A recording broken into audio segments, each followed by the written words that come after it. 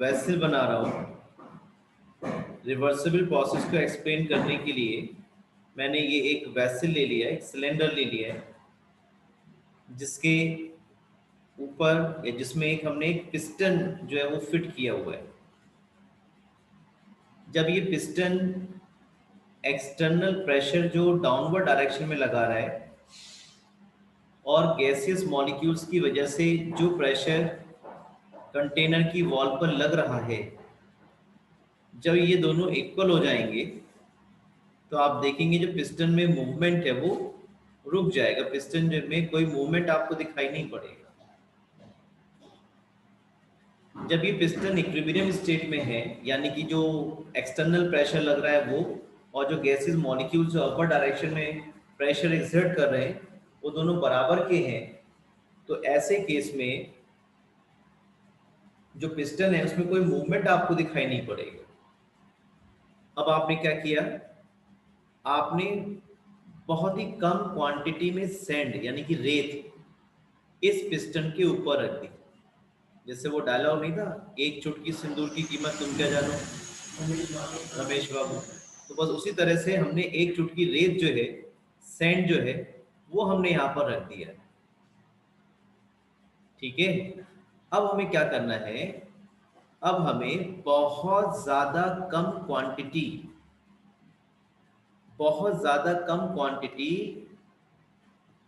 इस सैंड की यहां से पिक करके बाहर फेंकनी है। यहां से थोड़ा सा सैंड उठाया, उसे बाहर फेंक दिया। उसके बाद फिर थोड़ा सा सैंड उठाया, उसे बाहर फेंक दिया। इतना कम कि जितना आपसे कम उठाया जाए। अगर आप इस सैंड को देखेंगे, रेत को देखेंगे, तो उसमें जो सबसे माइन्यूट क्रिस्टल होता है उसे उठाना है आप। हालांकि पूरा स्ट्रक्चर है सैंड का, एक छोटा छोटा पार्टिकल जो आप देखते हो। फिर आपने क्या किया, फिर थोड़ा सा सैंड उठाया, फिर उससे बाहर फेंक दिया, डिस्टेंस से बाहर। फिर आपने थोड़ा सा सैंड उठाया, फिर उसे बाहर फेंक दिया। फिर आपने थोड़ा सा सैंड उठाया, फिर उसे बाहर फेंक दिया। फिर थोड़ा सा सैंड उठाया, फिर उससे बाहर फेंक दिया। इसके बाद फिर आपने थोड़ा सा सैंड उठाया, फिर उससे बाहर फेंक दिया, बहुत ही स्मॉल क्वांटिटी। फिर दोबारा से स्मॉल क्वांटिटी उठाई, उसको बाहर फेंक दिया। इसके बाद फिर थोड़ी सी स्मॉल क्वांटिटी उठाई, फिर उसको बाहर फेंक दिया। इसके बाद फिर स्मॉल क्वांटिटी उठाई आपने और वो सैंड जो था आपने बाहर फेंक दिया। आप ये मत समझिएगा शरद सर अब लग रहा है इनके दिमाग काम नहीं कर रही है ऐसे ही बोल रहे हैं, मैं ये जानबूझ के बोल रहा हूँ। ये जो प्रोसेस आपने, मैंने कितनी बार किया कि आपने काउंट किया, आप सब लोग गलत हैं, वो आप सब लोग गलत हैं। मैं इसको भी और करूंगा प्रोसेस को। फिर उठाएंगे थोड़ा सा सैंड, फिर उसको बाहर फेंकेंगे। फिर थोड़ा सा सैंड उठाएंगे, फिर उसको बाहर फेंकेंगे। नहीं, ऐसा है ना कि ये जो इनफाइनाइटली स्मॉल स्टेप्स में मैं इस पिस्टन पे से इस सैंड को रिमूव करूंगा। पिस्टन में के ऊपर जो सैंड है उसको मैंने इनफाइनाइटली स्मॉल स्टेप्स में जो है वो हटाया है, कई सारे स्मॉल स्टेप्स में। और जब हम इतनी कम क्वांटिटी उठा रहे हैं तो पिस्टन में जो मूवमेंट होगा वो हमें नोटिस नहीं होगा। यानी कि पिस्टन ऐसा लगेगा बिल्कुल मूव कर ही नहीं रहा होगा, लेकिन ओरिजिनली एक्चुअल में तो पिस्टन मूवमेंट होगा, लेकिन वो इतना इनफाइनाइटली स्मॉल होगा, इतना माइन्यूट होगा कि उसे नोटिस कर पाना इम्पॉसिबल होगा। तो ऐसा प्रोसेस जो इनफाइनाइटली स्मॉल स्टेप्स में हो and the equilibrium is maintained throughout the process and direction of process can be made reverse by a very small change। यानी कि जो सैंड उठाया उसे दोबारा से फिर वहीं रख दिया तो फिर से वही पोजीशन आ जाएगी पिस्टन की।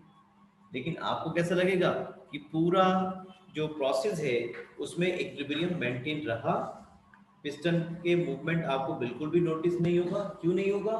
क्योंकि वो बहुत ही ज्यादा इनफाइनाइटली स्मॉल स्टेप्स में हो रहा है। तो ऐसे प्रोसेस को हम बोलते हैं रिवर्सिबल प्रोसेस। नेचर में जितने भी प्रोसेस है वो क्या है, सब रिवर्सिबल प्रोसेस है। सी वाटर से जो वाटर है वो इवोपोरेट हो रहा है, क्लाउड्स बन रहे, कंडेंस हुए, बारिश होगी, फिर से पानी वहीं पहुंच गया। फिर इवोपोरेशन हुआ, लेकिन आपको सी वाटर के अंदर जो क्वांटिटी है वाटर की लगभग लगभग एक सी दिखाई पड़ेगी, कांस्टेंट रहेगा। इसी तरह से जितने भी साइकिल्स है, नाइट्रोजन साइकिल है, कार्बन डाइऑक्साइड साइकिल है नेचर में, ये सब कैसे हैं? रिवर्सिबल है। हम लोगों का आना जाना भी सब कैसा है? रिवर्सिबल प्रोसेस है। ऐसा लगता है कि दुनिया वैसी की वैसी है, दो चले गए, दो पैदा हो गए, बात नहीं की वही। तो ये इनफाइनाइटली स्मॉल स्टेप्स में हो रहे हैं, तो ऐसा लगता है कि इक्विलिब्रियम मेंटेन है। तो ऐसे प्रोसेस को ही हम रिवर्सिबल प्रोसेस बोलते हैं, which take place in infinitely small steps and equilibrium is maintained throughout the process, and the direction of the process can be made reverse by a very infinitely small steps. So such a process is called reversible process. अब आपसे कोई कह सकता है बताओ irreversible process क्या है? Those process which are not reversible, they are said to be irreversible process. ठीक है, इससे आसान डेफिनेशन क्या हो सकती है ना? इतनी मेहनत की हमने रिवर्सिबल को डिफाइन करने की, ये रिवर्सिबल हल्के से बहुत आराम से बता दिया। Those process which are not reversible are called irreversible process. Now we will discuss about the internal energy as a state function. पर पहले ये डिसाइड कर लेते हैं कि इंटरनल एनर्जी होती क्या है, ये बात सीख लेते हैं। तो इंटरनल एनर्जी वो अमाउंट ऑफ एनर्जी है जो हर सिस्टम में किसी ना किसी फॉर्म में होगी जरूर। ऊपर वाले ने हर सिस्टम में एक डेफिनेट अमाउंट ऑफ एनर्जी दी हुई है, and that energy is called internal energy of the system. अंदरूनी शक्ति जो डाबर च्यवनप्राश से मिल जाती लोग, तो वो उस तरह की इंटरनल एनर्जी की बात हो रही है कि जो एनर्जी है वो हर सिस्टम में किसी न किसी फॉर्म में होगी जरूर। जैसे मान लीजिए कोई बैठा हुआ है, कोई मूवमेंट नहीं है, होते कुछ बच्चे पढ़ते पढ़ते उन्होंने क्या किया, अपनी चिन पे हाथ रखा और सो गए, तो उनमें भी एनर्जी है, मूवमेंट नहीं है, लेकिन कौन सी एनर्जी है? स्टेशनरी एनर्जी है। फैन रिवॉल्व कर रहा है, रोटेशनल एनर्जी है। सॉलिड के पार्टिकल्स हैं वो मूव नहीं कर सकते, लेकिन अपनी जो फिक्स पोजीशन है उस पर वाइब्रेट कर सकते हैं, ऑक्सीलेट कर सकते हैं, तो वाइब्रेशनल एनर्जी उनकी उनमें है। हर सिस्टम में ऊपर वाले ने कुछ ना कुछ डेफिनेट अमाउंट ऑफ एनर्जी दी है, and that energy is called internal energy of the system. और हमारे पूरे चैप्टर में इस इंटरनल एनर्जी को यू से एक्सप्रेस किया गया है। Internal energy is noted bye you. अब मान लीजिए कोई सिस्टम हमारे पास है, ये एक सिलेंडर है जिसके अंदर गैस फिल्ड है, और कांस्टेंट प्रेशर पर हमने इस गैस सिलेंडर को क्यू अमाउंट ऑफ हीट दी। तो जो अमाउंट ऑफ हीट दी, तो उससे इसका जो इनिशियल वॉल्यूम था वी आई वो बढ़ गया, गैसेस की काइनेटिक एनर्जी बढ़ गई हीट देने से, और जो वॉल्यूम है वो क्या हो गया? बढ़ गया। तो इस तरह से इसकी जो इंटरनल एनर्जी में चेंज है वो हम निकाल सकते हैं। Delta U is equal to Q plus W. W यहाँ पर वर्क डन है और क्यू है अमाउंट ऑफ हीट सप्लाइड। तो यहाँ पर जो वर्क डन है वो हम कैसे निकाल सकते हैं? P इंटू डेल्टा V, यानी कि pressure into change in volume. और यही आपकी फर्स्ट लॉ थर्मोडायनेमिक्स कहलाता है कि जो आपने क्यू अमाउंट ऑफ हीट दिया सिस्टम को, वो वर्क की फॉर्म में कन्वर्ट हो गई। What is energy? Energy is the capacity to do work. Energy capacity है किसी वर्क को करने की। तो जो आपने Q amount of heat system को प्रोवाइड की, उससे उसका जो वॉल्यूम था वो V इनिशियल से चेंज होकर V फाइनल हो गया, और कांस्टेंट प्रेशर पर अगर आपको ये वर्क डन निकालना हो तो delta U is equal to Q plus W से आप वर्क डन निकाल सकते हैं। और यही फर्स्ट लॉ थर्मोडायनेमिक्स की मैथमेटिकल फॉर्म है, delta U is equal to Q plus W, where delta U is change in internal energy, Q is the amount of heat supplied and W is the work done। तो आप देख सकते हैं यहाँ पे delta U ये change in internal energy है, वो हम कैलकुलेट भी कर सकते हैं, और जब चेंज हम निकाल सकते हैं यानी कि वो स्टेट फंक्शन होगा, यानी कि जो इंटरनल एनर्जी की इसकी हम बात कर रहे हैं उसमें चेंज हम मेजर कर सकते हैं। और इसीलिए जो internal energy that is also a state function which depends only on initial and final state of the system and does not depend on the path followed by the system. आप यहां भी देख सकते हैं delta U is equal to Q plus W is the mathematical statement of the first law of thermodynamics which states that the energy of an isolated system is constant। अगर कोई system isolated है तो उसकी जो total energy है that remain conserved और constant, और it can also be defined as the law of conservation of energy। First law of thermodynamics can also be defined as law of conservation of energy, which says energy can neither be created nor be destroyed, however one form of energy can be converted into another form। ये तो possible है, लेकिन जो total amount of energy है universe की या adiabatic process की वो क्या रहेगी, कांस्टेंट रहेगी, राइट। तो मेरा एक बहुत ही क्लोज फ्रेंड है, आज तक वो उसकी शादी नहीं हो पाई है, और उसका जो रीज़न है वो ये फर्स्ट लॉ ऑफ थर्मोडायनेमिक्स है। वो मैकेनिकल इंजीनियर है और कहीं अब्रॉड सेटल है वो, लेकिन उसकी शादी के लिए जब उसको यहाँ बुलाया गया इंडिया में, तो पंडित जी को बड़ी बड़ी बड़ी बातें करके सुनाने लगा। मेरी सैलरी जो है इतने पाउंड्स में है, बोले इंडियन के हिसाब से तो मेरी सैलरी जो है 1 करोड़ पर ईयर की है, और ये है वो है। पंडित जी को बड़ा गुस्सा है, बोले यार इतनी है अगर है तो मुझे लगता नहीं इतना कुछ होगा। तो उसने पंडित जी ने पूछा भाई तुम्हारी क्वालिफिकेशन क्या है, तो उसने बताया मैं जो हूँ एमटेक हूँ, केमिकल इंजीनियर हूँ मैं। तो पंडित जी ने कहा अच्छा, तो पंडित जी थोड़े बहुत पढ़े हुए थे, तो उन्होंने कहा अच्छा तुम अगर केमिकल इंजीनियर हो तो मुझे फर्स्ट लॉ ऑफ थर्मोडायनेमिक्स बताओ। मेरा दोस्त लिटरली वहां पर बैठ करके फर्स्ट लॉ ऑफ थर्मोडायनेमिक्स नहीं बता पाया, शादी कैंसिल हो गई। पंडित जी ने लड़की के फादर से कह दिया मैं ऐसे बच्चे के हाथ में आपकी लड़की का हाथ नहीं दे सकता जिसे फर्स्ट लॉ ऑफ थर्मोडायनेमिक्स नहीं पता, वो आपकी बच्चे का भविष्य इसके हाथ में सुरक्षित नहीं है। अरे कनेक्शन क्यों नहीं, आप बड़ी बड़ी बातें कर रहे हो, इतने पॉइंट में सैलरी, आप एमटेक हो, केमिकल इंजीनियर हो, you must know first law of thermodynamics. और इसी सब को देखते हुए मैंने जल्दी से एमएससी भी कर ली केमिस्ट्री में और पीएचडी भी कर ली। मैंने ऐसा ना हो कि उसकी भी शादी उसकी तरह मेरी भी दिक्कत आ जाए, तो मैंने सबसे पहले काम यही किया। तो आप लोगों की फर्स्ट लॉ ऑफ थर्मोडायनेमिक्स मत भूलिएगा। आजकल के इंटरव्यूज में ये नहीं होता है क्या नाम है तुम्हारा, शर्माते हुए पूछ रहे हैं, पहले उसमें पूरा टाइम निकल गया, सीधे इंटरव्यू शुरू हो जाता है। तो देखिए आज हम बात करेंगे फिर से वर्क डन के बारे में। उससे पहले कुछ जनरल चीजें हैं, ये देखिए उन्होंने बहुत अच्छे से एक्सप्लेन की इन एग्जांपल से। Express the change in internal energy of a system when no heat is absorbed by the system from the surroundings but work is done on the system, what type of wall does the system have।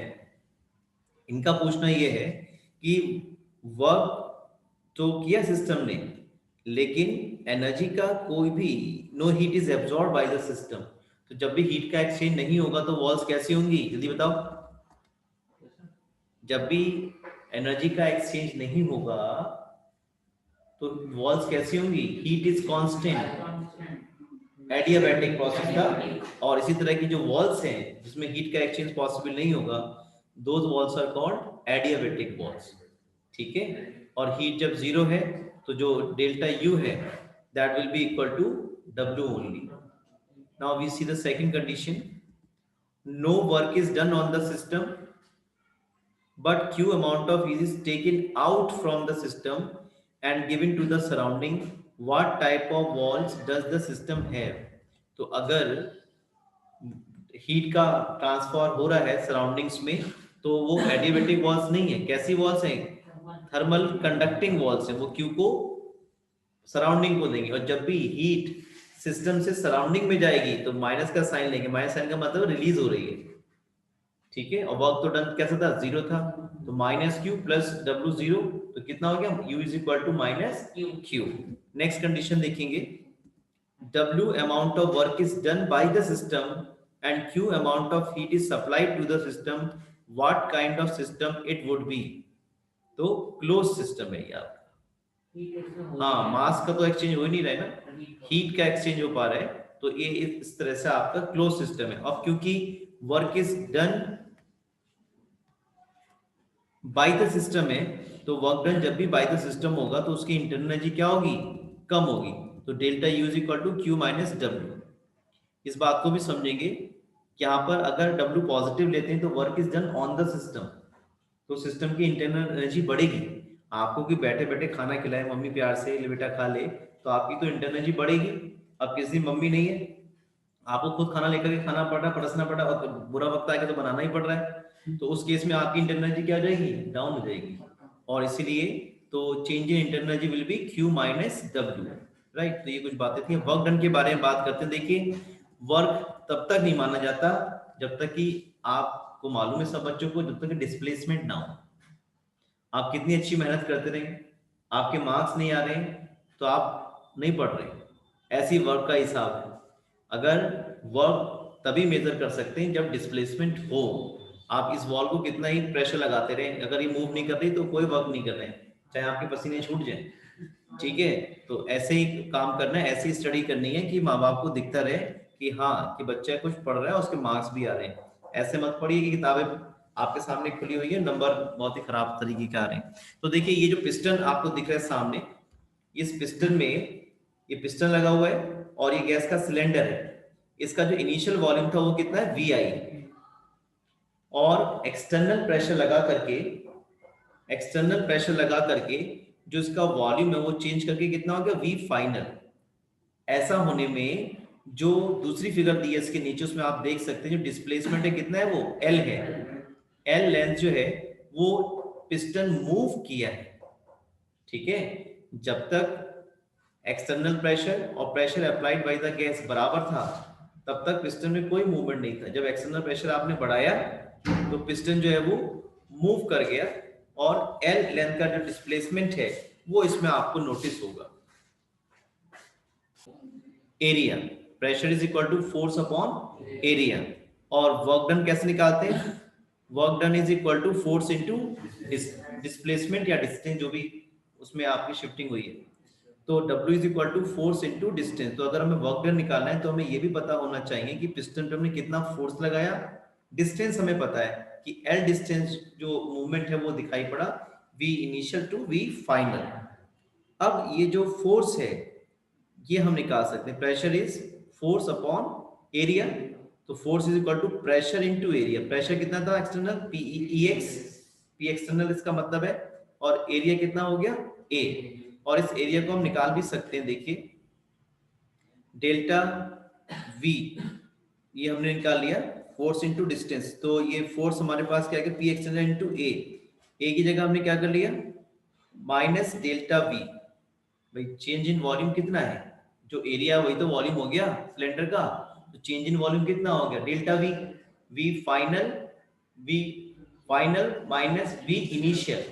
और work can never be taken in negative sign. तो work का जो major है वो positive sign का लेने के लिए यहाँ पर कन्वेंशनली जो चेंज इन वॉल्यूम है उसमें माइनस का साइन ले लिया गया है, minus PEX into delta V। यहाँ पर जो वर्क डन है that is force into distance. Force आपके पास कितना आ गया, PEX इंटू A, ये एरिया है जो कि चेंज इन वॉल्यूम होगा, तो P एक्सटर्नल और area minus V into L distance, ये पूरा आपका आ जाएगा। तो यहाँ पर जो PEX इंटू डेल्टा V में माइनस का साइन लिया गया है वो सिर्फ इसलिए लिया गया है कि जो वर्क डन है वो कैसा आ जाए, पॉजिटिव। देखिए अगर यहाँ पर इस फिगर में आप देखिए, ये जो वॉल्यूम है यहाँ पर इनिशियल वॉल्यूम कितना था, मान लीजिए 10 लीटर था, और ये कितना हो गया 6 लीटर फाइनल। तो फाइनल माइनस इनिशियल करोगे कितना आएगा, माइनस का 4 आएगा। तो कन्वेंशनली वर्क डन को पॉजिटिव लेने के लिए हमने यहाँ पर जो चेंज इन वॉल्यूम है उसको हमने माइनस का साइन ले लिया, और इसीलिए जो माइनस का डेल्टा V आएगा वो अल्टीमेटली क्या हो जाएगा, पॉजिटिव हो जाएगा। तो P एक्सटर्नल और ये V final, V minus initial. The negative sign of this expression is required to obtain conventional sign for W which will be positive। और कोई दूसरा इसका मतलब नहीं है, यहाँ पे नेगेटिव साइन सिर्फ इसलिए लिया गया है so that the work done can be calculated with the positive sign। It indicates that in case of compression work is done on the system, work is done on the system, तो work done will be positive। और अगर system work करता, expansion उसमें होता, तो work is done by the system हो जाता उस केस में, ठीक है। तो इस बात का ध्यान रखेंगे सब बच्चे। फ्रीज वाले उल्टा पढ़ाते हैं। फ्रीज वाले क्या पढ़ाते हैं? When work is done on the system, तो उनका W पता है कैसा आता है? जैसे हमारा work is done on the system में तो कैसा होगा? पॉजिटिव। लेकिन फिजिक्स वालों का क्या होगा? फिजिक्स वालों का वर्क डन होगा नेगेटिव। फर्क ये है, हम बात कर रहे हैं सिस्टम के रेस्पेक्ट में, और वो बात करते हैं उस बंदे के रेस्पेक्ट में जो प्रेशर लगा रहा होता है। बात समझ रहे हैं आप? हम यहाँ पे जो स्टडी कर रहे हैं वर्क डन की, वो कर रहे हैं हाँ सिस्टम के रेस्पेक्ट में। इस सिस्टम के केस में अगर हीट मतलब कंप्रेशन किया जाएगा तो सिस्टम पर वर्क किया जा रहा है ना, तो सिस्टम का जो वर्क डन है वो कैसा आएगा? पॉजिटिव आएगा। लेकिन वो कैसे लेते हैं कि ना वो बंदा जो एक्सटर्नल प्रेशर लगा रहा है वो उसके रेस्पेक्ट में बात करते हैं, तो उसका वर्क डन कैसा होगा? नेगेटिव, क्योंकि वो मेहनत कर रहा है बेचारा, उसकी इंटरनल एनर्जी क्या होगी? कम होगी। और हमारा जो सिस्टम यहाँ पर है उसकी इंटरनल एनर्जी क्या होगी? बढ़ेगी। तो कुल मिलाकर दोनों बातें एक ही कहते हैं, लेकिन उसका जो रेफरेंस है वो अलग अलग सेंस में जाता है। तो कभी भी फिजिक्स वाला आपसे कोई बात कहेगा नहीं work is done on the system is, आपसे कह they work is done on the system is negative, तो उसको भला बुरा कहने की जरूरत नहीं है आपको कि आप उससे लड़ पड़ो। नहीं, हमें तो सर ने बताया कि work is done on the system will be positive, when work is done by the system that will B negative. लड़ने की जरूरत नहीं, वो अपनी जगह ठीक है, हम अपनी जगह बिल्कुल ठीक है। ठीक है, ये ग्राफ जो है, इन दोनों ग्राफ में एक ही फर्क है बस। वो फर्क ये है, यहाँ पर इनफाइनाइट स्टेप्स में कर रहे हैं और यहाँ इनफाइनाइट स्टेप्स में। जो वर्क डन हो रहा है यहाँ पर, पहले वाला जो ग्राफ है वो इनफाइनाइट स्टेप्स में आप कंप्रेशन हो रहा है, और यहाँ पे इनफाइनाइट स्टेप्स में कंप्रेशन हो रहा है। यहाँ पे हमें मालूम है कितने स्टेप्स लगेंगे, यहाँ नहीं मालूम कितने स्टेप्स लगेंगे।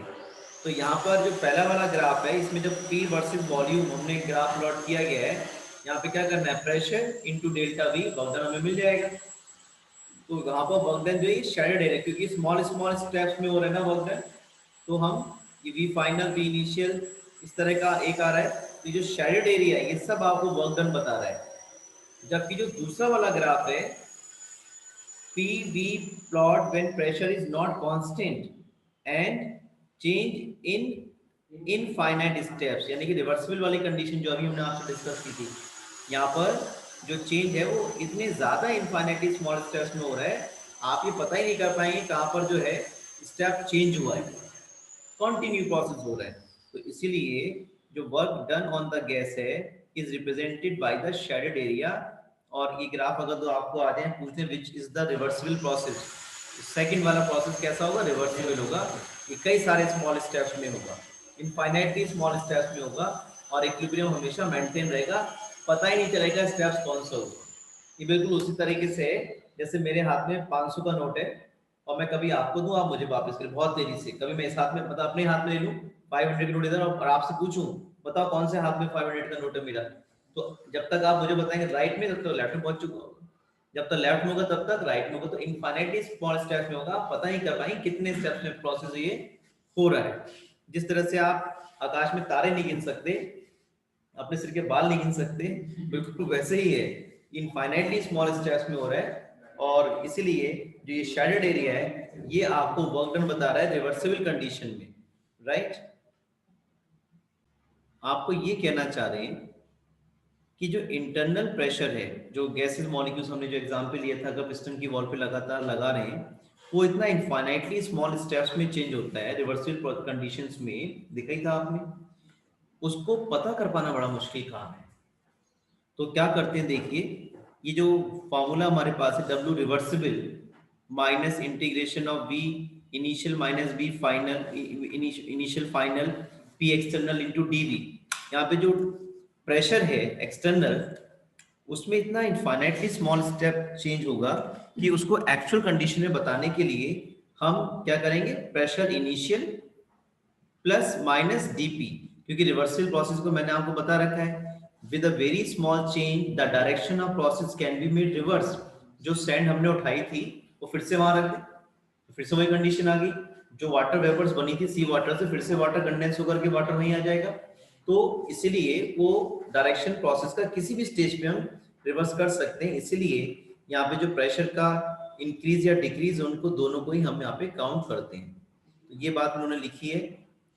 We face problems that can be solved if we relate the work term to the internal pressure of the system. We can relate work to internal pressure of the system under reversible condition by writing equation 6.3 as follows. ये 6.3 equation पहले और बाद में इसमें change इन्होंने क्या किया, इस तरह से किया।